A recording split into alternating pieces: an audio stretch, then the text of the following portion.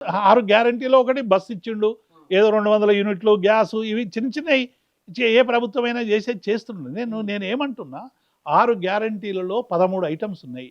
మీరు అందులో ఏవి కూడా సరిగ్గా అమలు చేయలేదు కాబట్టి ఇలా వ్యతిరేకత వస్తూ ఉన్నది. మీరు ఉద్యోగాలు క్రియేట్ చేస్తామన్నారు. మేమేమన్నప్పుడు ఏమని చెప్పారు, పిఆర్సీ కమిషన్ 191,000 ఉద్యోగాలు ఖాళీగా ఉన్నాయని చెప్పింది. కేసీఆర్ ప్రభుత్వం నింపుతలేదని మా మీద దుష్ప్రచారం చేసినావు. మళ్ళీ ఈ రోజు నువ్వు వచ్చి 2 సంవత్సరాల 3 నెలలు అయింది. 191,000 ఉద్యోగాలు ఎందుకు నింపలేదు? దీనికి సమాధానం చెప్పాలి కదా రేవంత్ రెడ్డి. నువ్వు లైబ్రరీ దగ్గరికి పోయి వాళ్ళ గ్యారంటీ కార్డు ఇస్తుంది. రాహుల్ గాంధీది, కోదండరామ్ను అందరినీ తీసుకొని పోయి ఇల్లు తిరిగి, లైబ్రరీలు తిరిగి, చిక్కడపల్లి సెంట్రల్ లైబ్రరీకి పోయి కాంగ్రెస్ పార్టీకి ఓట్లు వేయండి, అంబాసిడర్లు కండి, మీకు 2 లక్షల ఉద్యోగాలు ఇస్తామన్నావు. అదే చిక్కడపల్లిలో ఇవాళ పోలీసు వాళ్ళు లోపలికి దూరి అరెస్టులు చేస్తున్నారు, లాఠీ చార్జ్ చేస్తున్నారు, కానీ ఉద్యోగాలు లేవు. నువ్వు ఇచ్చిన ఉద్యోగాలన్నీ 60,000 ఉద్యోగాలు.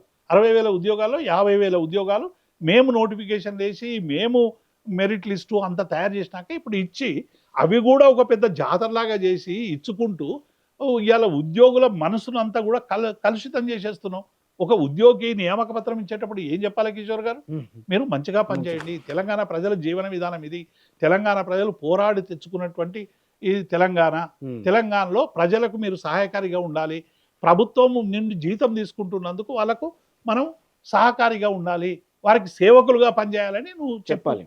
నువ్వు ఏం చెప్తున్నావు? ప్రతిపక్ష నేత మీద మీరు పగ తీర్చుకోండి, లేకుంటే ఆ పార్టీ ఇట్లా చేసింది, అన్ని కోట్లు దోసుకున్నది, ఎన్ని కోట్లు దాచుకున్నది, దానికి ఏం ఆధారాలు ఉన్నాయి, ఏం నిరూపణ చేసినాయి? నేను లిక్కర్ కేసులో కూడా అదే కదా, బీజేపీ కాంగ్రెస్ 2 కలిసి ఈ లిక్కర్ కేసులో అందరికీ ఉంది అని చెప్పి నువ్వు ఒక కుట్రపూరిత పొలిటికల్ వెండేటతో పెట్టినటువంటి కేసు నిన్న వీగిపోయింది కదా. మరి దీనికి ఏం సమాధానం చెప్తారు? అటు ఆపును, ఇటు కేసీఆర్ ఇద్దరిని, అంటే 2 ప్రాంతీయ పార్టీలు ఎదుగుదల అయితే రేపు జాతీయ స్థాయిలో మాకు ముప్పు వస్తుంది అనేటువంటి విషయంతో ఉంటే రాహుల్తో ఉండండి, లేకుంటే బీజేపీతో ఉండండి అని ఇద్దరు దాదాగిరి చేసుకుంటూ ఇలా ప్రాంతీయ పార్టీల మధ్య వైషమ్యాలు వేస్తూ మీరు అటు ఇటు కానటువంటి, అంటే 2 పార్టీల దిక్కుని ఆపును గద్దెదించడానికి ప్రయత్నం చేశారు, ఇక్కడ కేసీఆర్ను గద్దెదించడానికి ప్రయత్నం చేశారు.